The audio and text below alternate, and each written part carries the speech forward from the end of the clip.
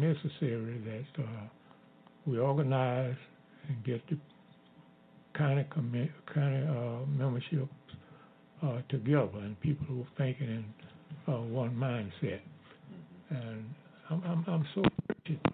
There's a lot of other names. I don't think we'd have time to go to call them all, but in all of the communities we had leadership organization, Monroe County Leadership Action Committee, and we had groups all over the county that work diligently to keep this movement going and to bring it forward to where it is today. I dare not mention the fact that there were, even though it was a racial problem, but I can truthfully say that there were a lot of whites, that some secretly and some openly, that encouraged us diligently, because they too recognized the fact that it was not right and that they couldn't do it, but they could support us when we stepped out there and started to moving on it. Okay. And by the way, the vice president of that first 1963, well, prior to that, vice president was Mr. H.B. Williams. Mr. Willie Frank Marshall at that time was the president. Right. I can remember from my early days of my mother, as well as a lady that passed today, Miss Easley, and some old ladies here in Beatrice. They would sell over at the community center hot dogs, hamburgers, anything that, sausage, sandwich, whatever. For whenever you guys was out on the road, especially Mr. Cunningham, they would sell, right, so that they could go to black hotels or wouldn't have to stop at the restaurants and eat. Those were people behind the scenes. Oh yeah. Ms. Nanny, do you recall at any time in the past when those ladies would, I can remember as a kid running around, they would be up there at the center selling stuff, and it wasn't no free stuff. You had to have a dime, a nickel, something. You had to come up with something to get some of that food, because that money was going to go to y'all for y'all travel when y'all was out there on the road. Well, first, Mr. Williams, what was that like to know that these women in this community, and I don't know about down there in Monroe or down there where y'all live, but I know about up here in Beatrice, would get together and cook that food and sell that food so y'all have stuff out on the road? We had ladies from all over the county, every community in this county. Every now and then, people, we would get together as a solid group, but each individual community, because Black and Packers being, those people were kind of shut off by the river, but they too would participate and cooperate, and that took place Frisco City, Uriah, all over the county. We had little sub groups like that supported the movement, and of course they were well organized and kept intact of the needs, and whenever there was a need, they was always there. Went into action. Right. Ms. Williams, do you recall anything in particular, a trip or anything that sticks in your mind that really had you praying even harder when they was out there? Is there any particular date or anything that sticks in your mind that you could recall now? My job was to stay at home, take care of the children, protect him, the children. But we did have people that supported us, but they didn't want to make it public. Make it publicly because they didn't want their jobs to be taken away from them too. So it was like you said, it was a fearful thing. But we did get some support. I can remember what most of the people didn't understand was, and Mr. Cunningham used to tell me about it, and you can tell me your position on it too, Mr. Williams. Just like Ms. Williams said, the people that had the good jobs, right, Some folk weren't doing too much. Yeah. They were scared of losing their job. Right. So they had to lay low. And the ones that did help you guys, they had to make that almost secret.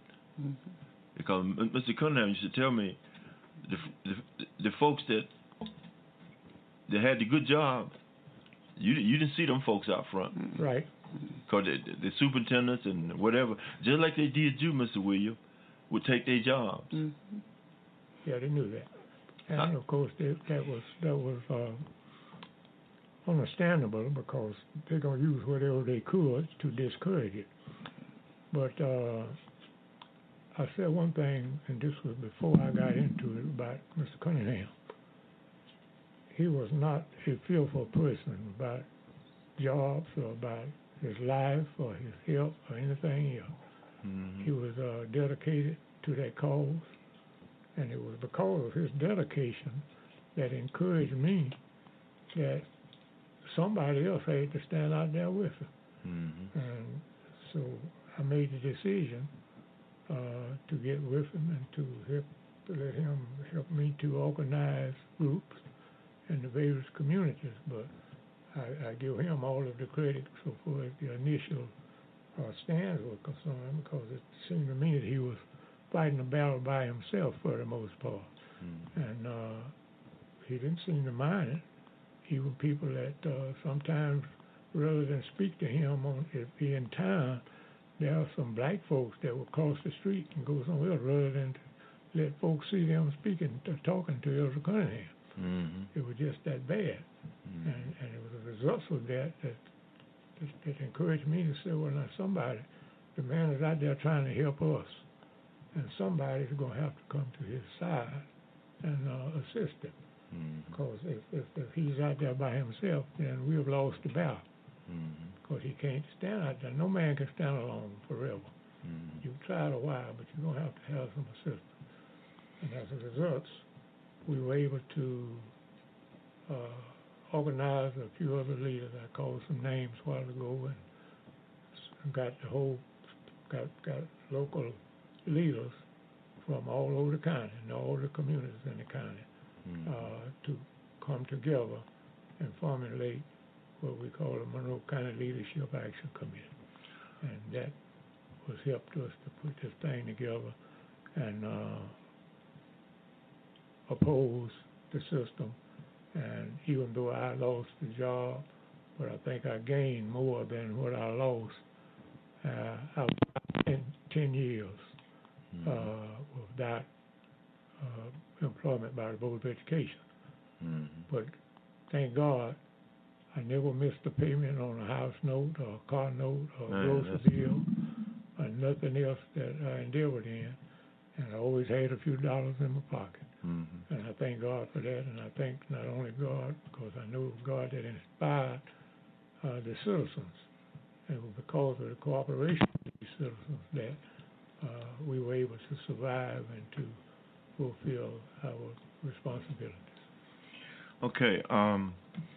During the years that you guys were active as an organization, NAACP, there were many challenges that faced y'all, but one of those challenges was that in Monroe County, in the early history of electing officials,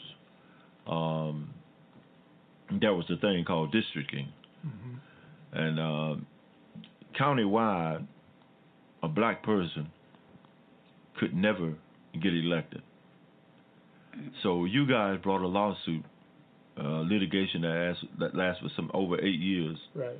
And at the end of that, there was a compromise made with the county commissioners, made 2 districts out of 4 with black majority voters. Right. Tell us about that battle and what led to that. I kind of indicated what led to the battle, but tell us about that struggle prior to that and that battle itself in the courts. Well, when the courts do something, even today, number one, it's very influential because the courts have the last word. So in order to change anything that the court said or did, or even change their opinion about anything. It meant that we as a people then had to stretch out and strengthen our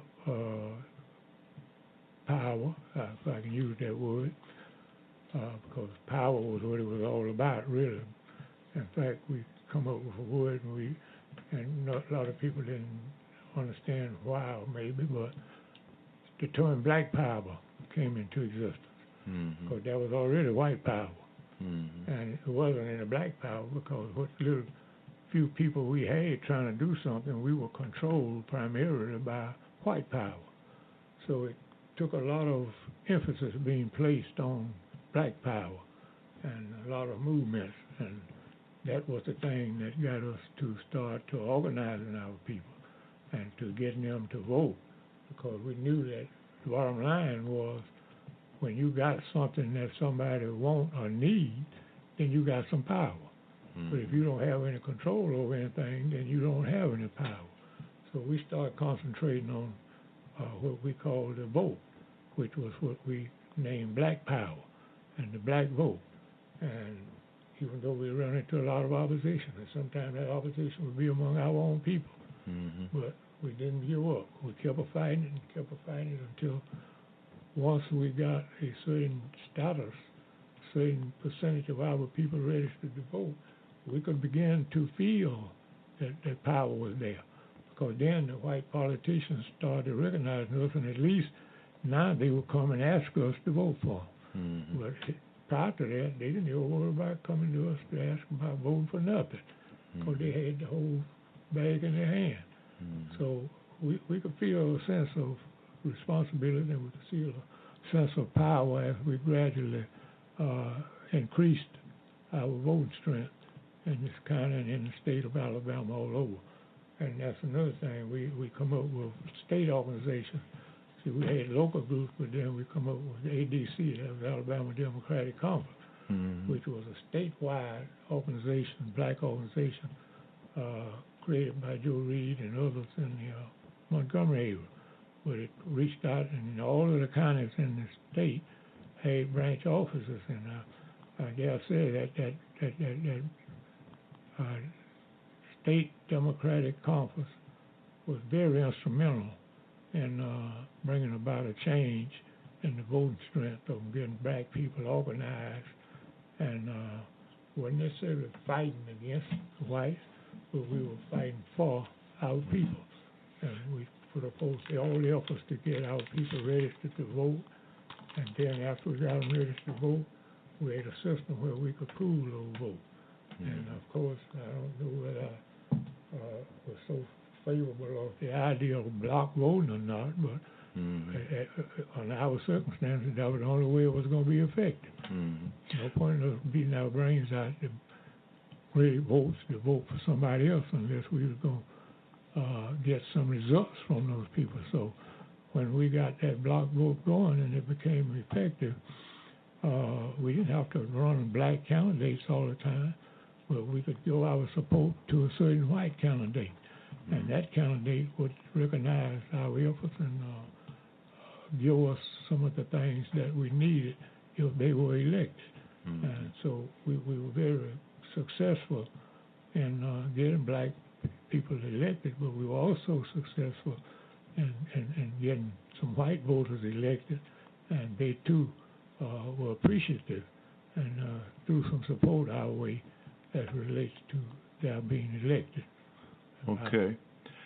That lawsuit, that litigation lasted for 8 years, and the financing of that litigation, can you remember any key organizations or people during that time that pooled their resources or their land or whatever to pay those attorneys to handle that case? Because the litigation, I imagine those in the power structures was hoping that you all wouldn't last.